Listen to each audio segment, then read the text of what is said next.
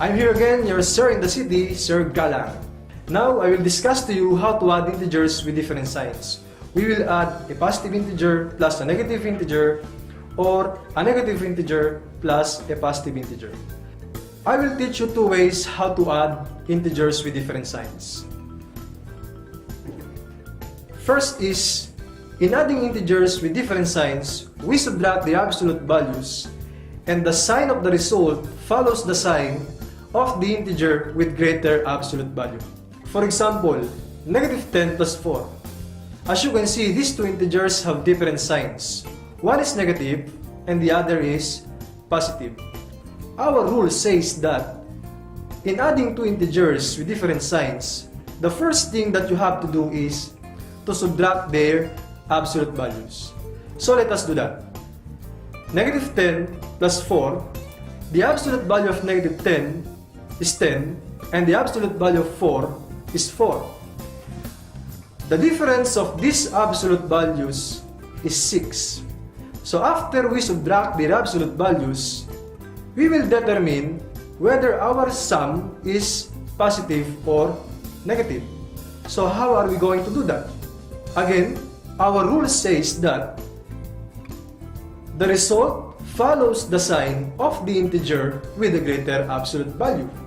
In our example, negative 10 plus 4, which of these two integers has greater absolute value?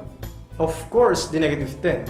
So since the integer with greater absolute value is negative, our result or our sum must also be negative.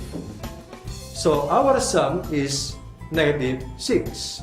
We have negative 10 plus 4 is equal to negative 6. Let us have another example. 10 plus negative 4 equals what?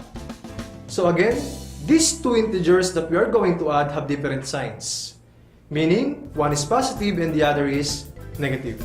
We will follow the same rule as what we did in the first example. So 10 plus negative 4 is equal to, first you have to subtract the absolute values of 10 and negative 4. So the absolute value of 10 is 10, the absolute value of negative 4 is 4. So their difference is 6. Now, we will determine if our sum or if the result is positive or negative. Again, the sign of the sum depends on the integer with greater absolute value. In this example, 10 plus negative 4, the integer with greater absolute value is 10, because the absolute value of 10 is 10 and the absolute value of negative 4 is 4. So since the integer with greater absolute value is positive, our sum must be positive. Now I want you to do this activity. I will give you 10 seconds to answer this activity.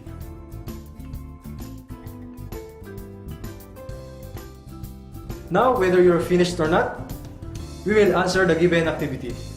Number 1, negative 8 plus 7 is equal to negative 1. Number 2, 10 plus negative 3 is equal to 7.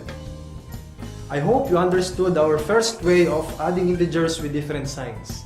Now, I will discuss to you the other way of adding integers with different signs. Now, I will give you two integers, and now tell me which of these two integers is farther from 0 on a number line. Example, negative 6 and 4. Which of these two integers is farther from 0? If your answer is negative 6, and then you are correct, because negative 6 is 6 units from 0 on a number line, while 4 is 4 units from 0 on a number line.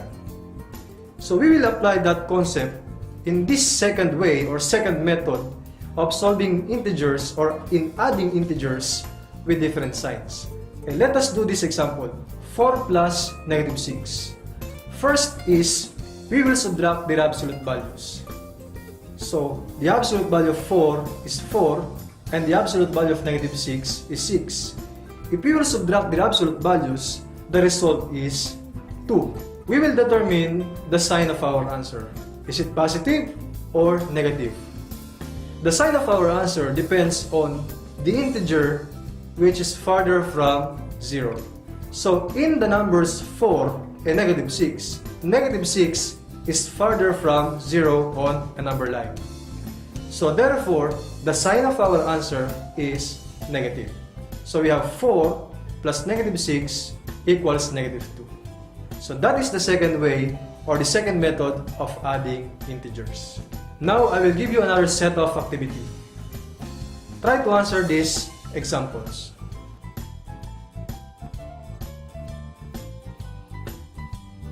We will now check your answers. Number 1, 8 plus negative 5 is equal to 3. Number 2, negative 40 plus 10 is equal to negative 30. Number 3, negative 7 plus 15 is equal to 8. Number 4, 20 plus negative 50 is equal to negative 30. I hope you got all the correct answers in this activity. And do not forget our lessons for tonight: addition of integers with the same sign and addition of integers with different signs. Again, this is Sir Galang. Thank you for watching.